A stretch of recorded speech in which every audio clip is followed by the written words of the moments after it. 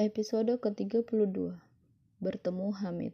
Bu Marni tertegun ketika mendapati panggilan beberapa kali dari Danu. Dia sedang di kamar mandi, jadi tak mendengar panggilan tersebut. Dia memanggil ulang nomor anaknya itu. Terdengar nada sambung lalu diangkat. "Halo, ada apa?" tanya Bu Marni. "Maaf Bu, kami dari kantor polisi. Ingin mengabarkan jika pemilik telepon ini kecelakaan dan sekarang lagi dirawat di Rumah Sakit Hati Mulia."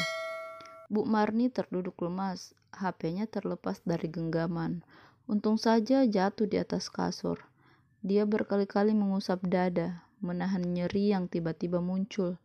Dia membaringkan badan, menutup mata, dan mencoba menghilangkan perasaan kaget yang baru saja dialami. Setelah 15 menit dia kembali bangkit lalu menelpon Mira, menyuruhnya segera ke rumah sakit sepulang sekolah. Bu Marni bergegas mengganti pakaian, lalu keluar kamar mencari sopirnya untuk diantar ke rumah sakit. Selama perjalanan, Bu Marni sesekali meringis menahan sakit pada tangannya yang cedera. Dia mengeluarkan HP dengan susah payah, lalu menelpon Alika. Gadis itu baru saja sampai di rumah ketika teleponnya berdering dan menampilkan nama mertuanya. "Halo, iya Bu," ucap Alika. "Kamu di mana?" tanya Bu Marni. "Di rumah." "Kenapa Bu?" tanyanya. "Danu kecelakaan, segera ke Rumah Sakit Hati Mulia," terang Bu Marni. "Astagfirullah." "Iya Bu, Alika segera ke sana," ucap gadis itu, lalu mematikan teleponnya. Untung dia belum ganti pakaian, jadi dia hanya menyambar tas lalu segera ke rumah sakit. Tak berselang lama, Alika sudah sampai di rumah sakit. Dia menuju IGD tempat Danu diberi pertolongan pertama. Nampak Bu Marni menunggu di ruang tunggu. Beberapa kali dia terlihat meringis, memegang tangannya yang sakit. "Bu, bagaimana keadaan Mas Danu?" tanya Alika ketika baru saja sampai di samping Bu Marni. Alika, Danu masih ditangani. Dari pihak polisi menyampaikan kalau Danu terlihat kecelakaan tunggal. Katanya menghindari tukang becak yang hendak menyeberang, jelas Bu Marni. Alika hanya mengangguk, tak tahu harus berkata apa. Dia heran bagaimana bisa Danu kecelakaan, sedangkan dia masih melihat lelaki itu bersama Maya. Tidak mungkin mereka hanya pergi makan lalu pulang. Setelah mendapatkan penanganan selama 1 jam, Danu dipindahkan ke ruang perawatan. Dia mengalami patah di bagian lengan dan retak di bagian betis. Beberapa luka memar menghias wajah tampan Danu.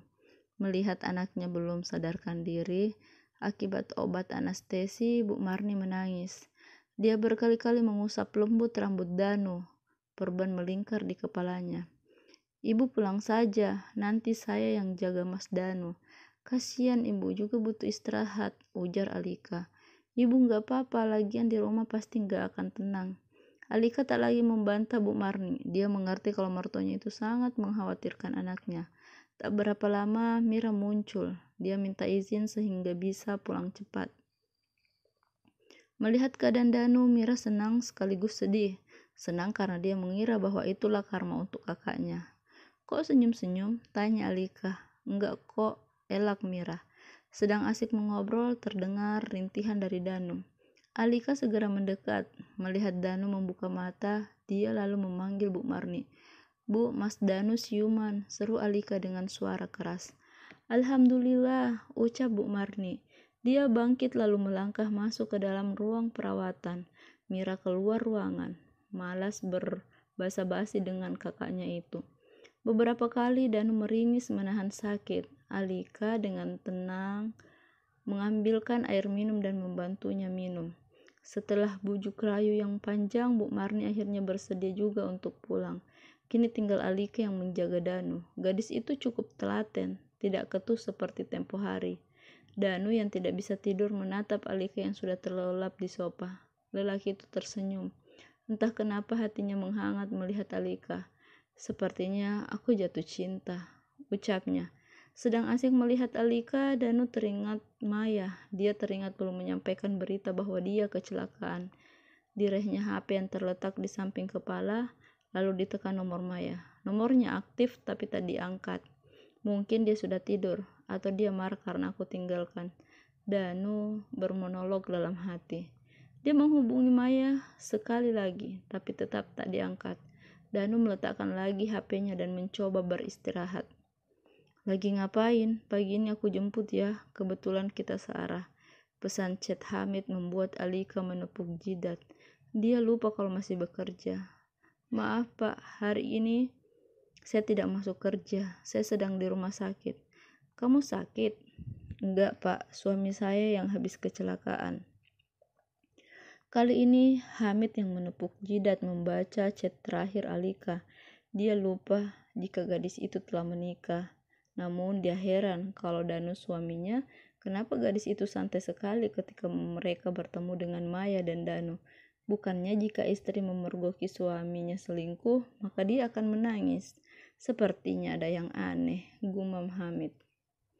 Baiklah, ada baiknya kamu urus cuti dulu sampai keadaan suami kamu kembali pulih. Hamid menyarankan, walaupun dia sedang mendekati Alika. Tapi untuk urusan pekerjaan dia tak mau mencampur adukan dengan urusan pribadi. Siap, balas Alika. Hamid menggeleng, entah kenapa sejak bertemu dengan Alika, wajah gadis itu tak pernah lekang dari ingatannya. Padahal dia tahu betul bahwa perempuan itu adalah istri orang.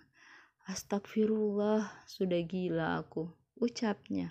Tak mau terus memikirkan Alika, Hamid bergegas mempersiapkan diri lalu ke kantor.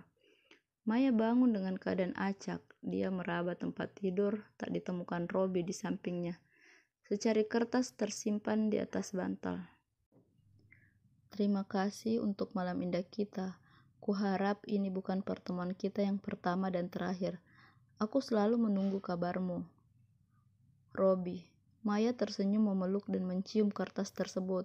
Dia melupakan Danu. Kini ada Robi yang akan jadi mangsanya. Setelah membersihkan badan, Maya melangkah keluar dari hotel bintang 5 tersebut. Saat menunggu taksi online, mata Maya tertuju ke arah Hamid yang baru saja masuk ke lobi hotel. Lelaki itu semakin gagah. Penglihatan Maya tak lepas dari Hamid. Dia melangkah mendekati lelaki itu. Hamid tertegun melihat cara berpakaian Maya.